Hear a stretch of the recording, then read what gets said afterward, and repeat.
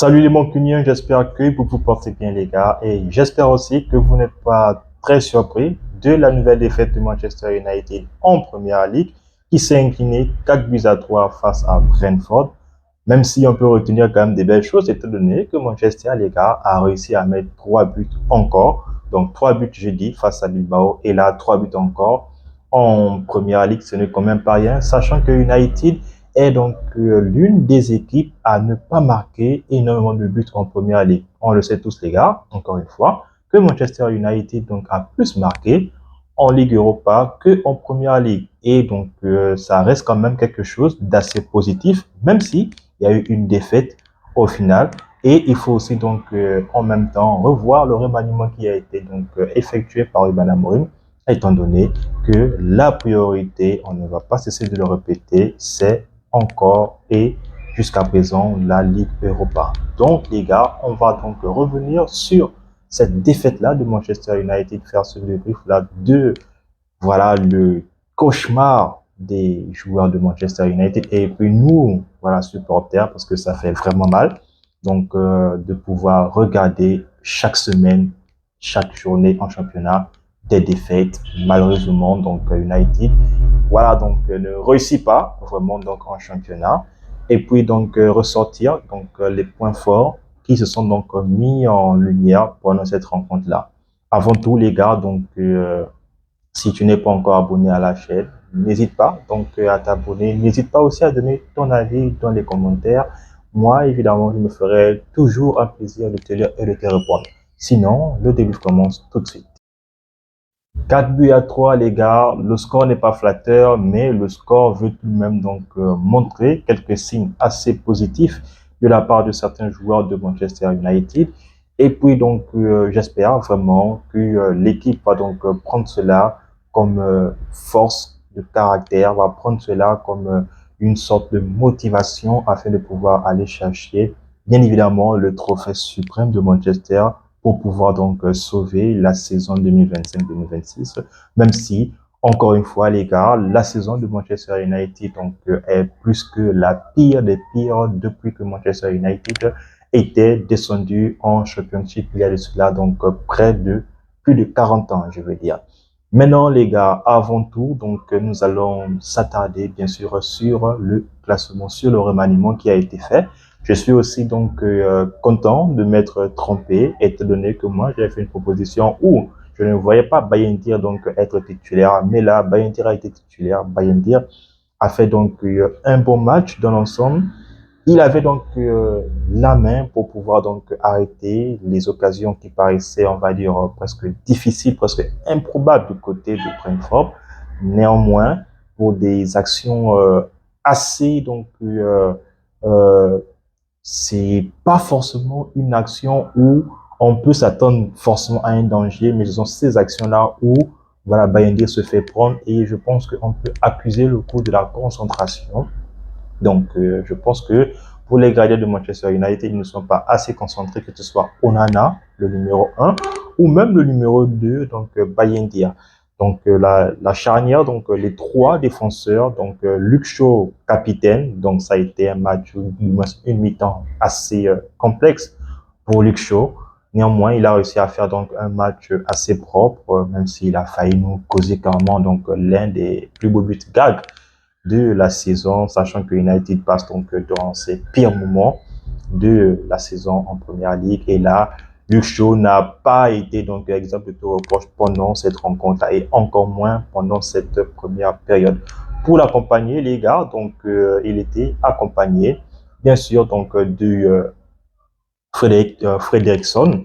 Voilà, donc Fredriksson qui a fait donc un beau match aussi donc dans l'ensemble, même si au début c'était difficile pour lui d'enchaîner, mais donc il ne faisait que monter crescendo au fur et à mesure que les minutes s'écrénaient. Lui aussi, il avait donc augmenté, il a réussi à augmenter donc son volume de jeu, même si donc il est quand même fautif donc du deuxième but de Brentford. Maintenant donc pour les accompagner, le patron donc de la défense, donc malgré donc le capitaine Luke Shaw, c'était donc Matthijs de Ligt qui nous a donc laissé. Il est sorti sur blessure, donc j'espère vraiment que de Ligt, les gars, va revenir donc, le plus rapidement que possible.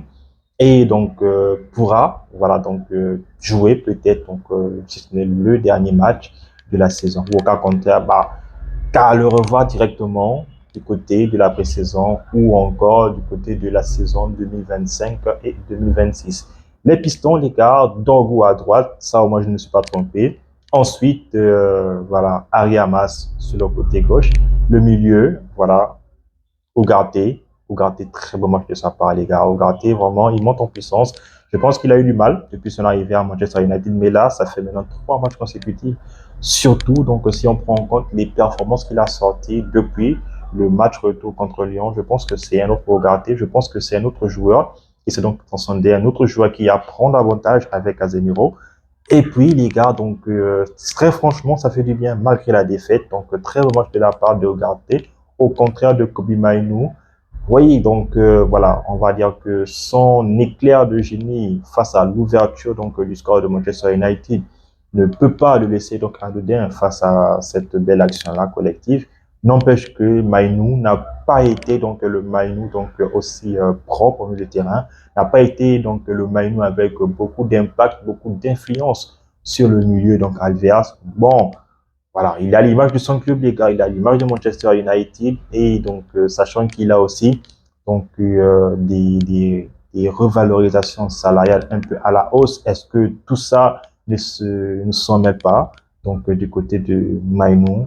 Donc voilà, c'est une phase donc très très difficile pour notre milieu de terrain. C'est vraiment chaud, les gars, mais bon, c'était pas le grand Mainoo. Il a de cela donc 6 mois ou voire encore une année. Mais donc, on espère retrouver le Manu dont on a l'habitude de voir. On attaque, les gars. Bon, là aussi, j'ai eu faux avec l'attaquant de pointe, donc Shilozi Obi. Très bon match de sa part. Lui aussi, ça montre vraiment la difficulté de Manchester United à pouvoir non seulement se procréer des actions, mais aussi ça montre la difficulté donc aux joueurs qui sont là pour soutenir les attaquants afin que l'attaquant puisse créer des actions. Si on compte les actions que Obi s'est donc créé, limite il n'y a qu'une seule action où lui-même il se l'est donc offert jusqu'à ce qu'il s'est ouvert un chemin de tir. Donc c'est un jeune, c'était donc très très compliqué pour lui avec des mastodontes comme défenseur en première ligue. Voilà, donc je pense qu'il va apprendre. Il a un peu été dans la même lancée que Højlund, mais voilà, donc au fur et à mesure, je pense que s'il continue à enchaîner, d'ailleurs, il a fait tout le match, donc ça montre vraiment la confiance que Ruben Amorim peut accorder aux jeunes, même s'il y a eu donc un plan tactique qui a été donc revu lors du match pour l'accompagner, Mason Mount du côté gauche et voilà donc Alejandro Garnacho qui était le leader offensif de cette équipe-là pendant cette rencontre-là du Brentford. Même si, les gars, même si, encore une fois, Manchester United a plus ou moins contrôlé le ballon, n'empêche que, voilà, les 3 premières minutes, donc Luke Shaw a failli nous mettre le but gag limite de la saison et encore enfoncer le clou de Manchester United. Ce n'était que partie remise vu que Luke Shaw a fini par marquer un but contre son camp. Donc c'était déjà prédestiné à ce que Luke Shaw fasse ce type d'action-là, qu'il marque, mais cette fois-ci qu'il marque pour l'équipe adverse. Mais bon, c'était un match, on va dire, moins de sa part. Il retrouve des sensations, il revient de blessure. Il y a une action donc, de Luke Shaw où donc, il s'est mis à poursuivre Mbeumo en première mi-temps. Je ne pensais pas vraiment que Luke Shaw pouvait encore avoir cette foulée-là. Mais bon, malheureusement, on va dire que le manque de matchs cette saison a fait en sorte qu'il ne soit pas assez donc efficace, que ce soit offensivement ni même défensivement. D'où voilà donc l'action à la 3e minute où il a fait balle contre son camp et le but donc qu'il a tout de même encaissé voilà donc à la 27e minute donc pour Brentford. Mais les gars, Manchester United comme Ruben Amorim l'a dit, donc à l'après-match, United avait la même mise. United, les gars, a tout de même réussi à marquer donc un but dans le premier quart d'heure. Je ne pense pas que c'est arrivé très fréquemment cette saison. Aujourd'hui, les gars, United, c'est une très belle action collective, récupération donc de Ougarté qui a fait un très bon match, donc physiquement en milieu de terrain et aussi donc très très concentré. On sent qu'il est vraiment dans une bonne dynamique et on espère vraiment qu'il pourra enchaîner encore et encore jusqu'à la saison prochaine. Donc bon doublement aussi de Kobe Mainoo pour lancer Garnacho. Garnacho qui On a trouvé un certain Garnacho aujourd'hui, les gars, très très altruiste. Donc un Garnacho, oui, qui faisait donc des centres, parfois il ne levait pas la tête, mais là, il a eu donc des occasions où voilà, il se disait que c'est de lui dont pouvait venir le danger et ça s'est vu, les gars. Première action de Manchester United se saute par un but donc parfaitement bien terminé par qui? Mason Mount donc qui marque seulement son deuxième but, les gars, avec Manchester United. Et en plus, en championnat, contre qui encore? Brentford, vu que la saison dernière, il avait marqué contre Brentford, mais malheureusement, quand Mount marque pour Manchester United, rien ne se passe comme prévu, vu que Manchester soit fait nul, parce que Manchester avait donc marqué un but avec Mount dans les arrêts de match, donc les arrêts du jeu. Mais après, donc, il y a eu l'égalisation de Brentford, mais là, Mount a commencé à ouvrir le score à la 14e minute et donc Manchester a perdu. Mount donc commençait à faire une très très belle période, mais au fur et à mesure que Brentford commençait donc à prendre le dessus, on n'a plus réussi donc à voir Mason Mount. C'est la raison pour laquelle donc je vais accuser encore plus Kobbie Mainoo qui, bon les gars, n'était pas, on va dire, n'était pas vraiment fit, n'était pas vraiment là. Et bah je me dis que c'est ce qui manquait encore. Si voilà donc on avait un autre milieu, peut-être que non. Voilà, donc Manchester devait se créer encore beaucoup plus d'occasions vu que Garnacho était vraiment donc en jambes aujourd'hui. D'ailleurs, son but parle pour lui, donc le 4-2, ça parle pour lui, donc belle accélération, donc il fixe le défenseur, ensuite donc belle frappe qui va se loger dans la lucarne. Le gardien adverse ne fait clairement donc que constater les dégâts. C'était donc un très très beau but de la part de Garnacho. Mais donc avant ça, l'hécatombe à Manchester United donc s'est passé vu que sur le deuxième but de Manchester United, les gars, United perd non seulement de l'élite, mais dans la foulée encaisse le second but. Parce que oui, United met le premier but, ensuite Shaw égalise pour Brentford. Brentford appuie le coup de Manchester United donc 10 minutes plus tard seulement, les gars. Donc Shade, il a fait, donc le joueur de Brentford, il a fait vraiment du sale. Donc les trois attaquants de Brentford ont fait du sale aux défenseurs de Manchester United. Bemo, Wissa, Shade. Waouh les gars, ils étaient vraiment en feu. Oui, donc au début, les joueurs donc étaient dans une phase où ils n'arrivaient pas donc à se départager.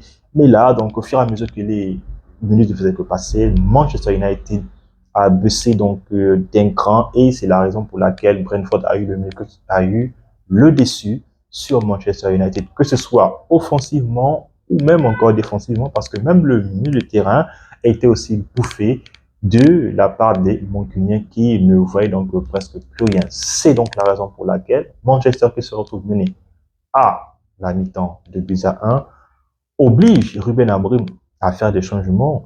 Déjà que De Ligt se blesse à, on va dire, voilà, presque à la à la première demi-heure de jeu. Il est remplacé par Maguire. Maguire, d'une certaine manière, était censé venir stabiliser la défense, mais derrière, il a encaissé 3 autres buts. Donc, ça montre vraiment que De Ligt donc, va encore nous manquer, mais on le sait tous, ce n'est pas donc pareil quand Maguire commence. Et là, donc, il fallait encore qu'il rentre. Il se mette aussi au diapason comme ses coéquipiers. Sorti donc de la deuxième période, les gars, donc bien évidemment, c'est donc Dorgu et puis donc qui va céder sa place pour qui?